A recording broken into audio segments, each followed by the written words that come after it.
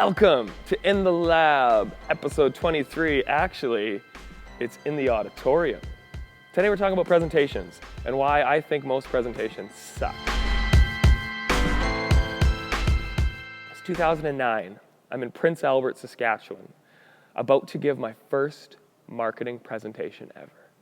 It's got to be around 50-some slides. I thought it was amazingly brilliant. I've been researching this for 6 months now. I had such a cool presentation ready to go. I give the presentation, and the audience, though a small audience it was, they didn't like it. They didn't take anything away from it, and they were sitting there arguing points with me after. I still remember to this day, I went to my hotel room, and I threw a massive pity party. I wrote a 1,000-word post on why it's so hard to be Jeph. And then I went to bed and woke up the next morning and just shook my head and said, wow, you baby. And I was incredibly happy because in that moment, I realized I did the hardest thing possible. I got past number one. Once you go past number one and you're smart, you'll take feedback, you're going to get so much better at presenting. I didn't give up, and I didn't publish that terrible blog post on why people should feel sorry for me, because they shouldn't. Everyone has to get through that one really hard presentation. So now, 3 points on why I think most presentations suck. Number one, people presenting, the presenter or the professor in front of the room, they have no empathy for the crowd. They don't put themselves in the crowd's shoes and say, well, if I was teaching this topic, I would want to have some interaction. I would want some other people to talk about it around the room. I would want some prize. I would want something more than just a dictation at the front. That is so boring. Have some empathy. Try to understand your crowd a little bit better. Secondly, most people don't get feedback on the design of their slides, and they are god-awful. If you're still using like the factory setting on PowerPoint, the Calibri, you've lost it. Talk to a designer, talk to somebody that's smart that knows that. Third, they're not interactive. We don't need somebody up there for 45 minutes just talking. Again, have some empathy. Would you want to sit? I know personally, I could not sit there and listen to somebody that all they did was just talking to the camera for 45 minutes. You can't do that. You have to have some interaction. So now, 3 ways to cheat. It's not cheating, but it's really simplifying your presentation to make it the best. Number one, your intro. There's nothing more important than your intro. Have a really good intro. Tell an amazing story. Start with the lights really dim. Play the Chicago Bulls entry theme song and come out in a huge costume. Do something that grabs the attention, that sets the tone for the next 45 minutes to an hour, however long you're presenting for. The second most important part of your presentation, the outro, your ending.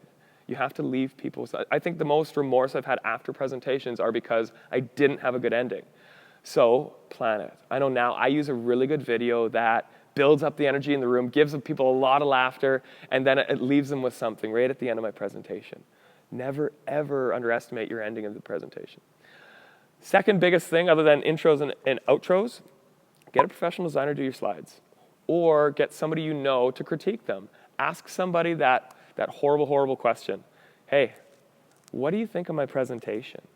And honestly listen to them. Once you can start getting honest feedback on what you're doing, you are going to be a so much better presenter. Lastly, go buy some chocolate, donuts, San Pellegrino. Do something. Buy something so you can give it away at your presentation. This is my trick. I literally haven't presented in 5 years without giving something away. Why? Because I'm nervous as hell. It may not look like it, but I am incredibly nervous when I present. So what prizing does, and lottery tickets do, is it takes the pressure off. It makes people, that stupid thing that they do sometimes when they're having a good time, smile. That's how a presentation should be. Don't think you're just presenting. You're entertaining. It's a moment where someone is actually captivated by what you're saying. Never, ever waste that moment. Now, if you want to make your presentation better, give me a call. Let's go for a coffee. Stop by our office. Stop by the lab, and we're going to talk about how to make your presentation better. Thanks for listening. Peace be the journey.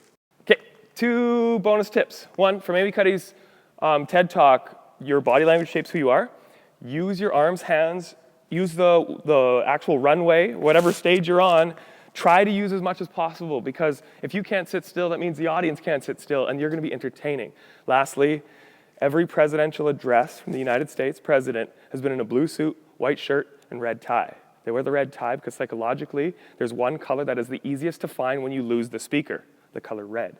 So I don't usually wear ties now, but when I did, it was always, always, always a red tie because I wanted to grab the audience's attention the second they lose it. Thanks for tuning in.